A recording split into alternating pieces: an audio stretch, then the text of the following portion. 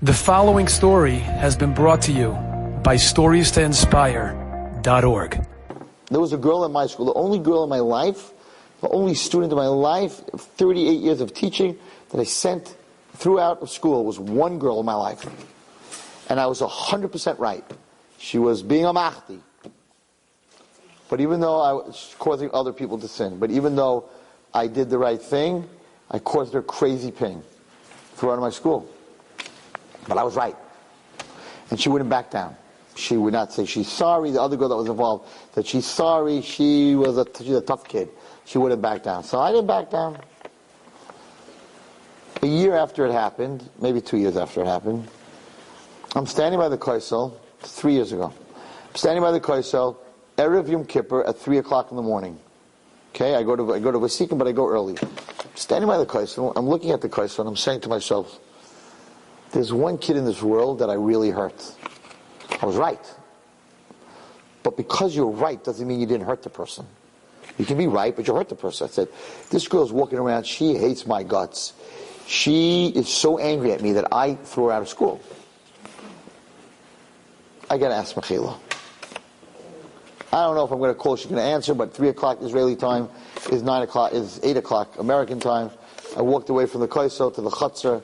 I dialed her number. I had her number from school. She picks up. Hello? I'm like, don't hang up the phone. It's Rabbi Wallerstein. I'm calling to apologize. And it's like silent. Because the last person she ever dreamt that would apologize was me. I said, I'm standing by the Koisel.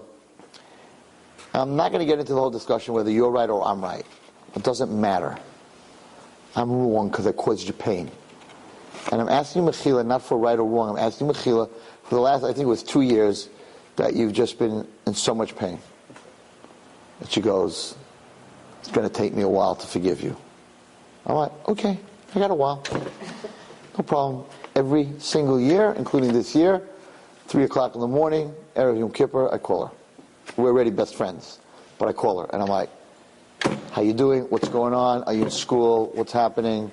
She wasn't doing so well for a while. I follow her. She knows I care. It took me 2 years to get there. Just because you're right doesn't mean you didn't hurt the person. So even if you're right, you still have to ask them forgiveness. But the most important thing to the person is, and this is I spoke about this yesterday, not in my share last night, but don't ever forget this.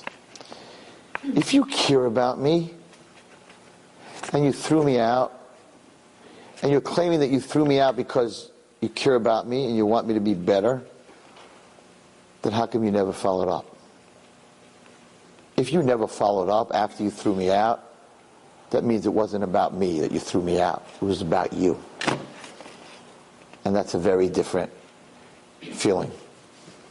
So yeah, when a yeshiva throws a kid out, and they don't follow up, and they don't call to see how he's doing for years and years, or at least a little bit, they didn't do it because they cared about him. They did it because they cared about them. But if you really call that kid and you follow him, that means you really care about him. And where the parent has to make that decision that they're affecting Hashem, what do I do? And Hashem says, they're affecting the other kids, your kid has to go. But then you have to follow that kid, and you have to help that kid, and you have to get that kid a place to stay, and you have to give money to the child, and you have to help them grow and show them that I'm not throwing you out to protect the other kids, but I still love you. But if I don't follow up, that means you didn't throw me out to protect the other kids. You threw me out not because you love me, you threw me out because you love you.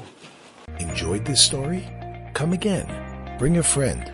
StoriesToInspire.org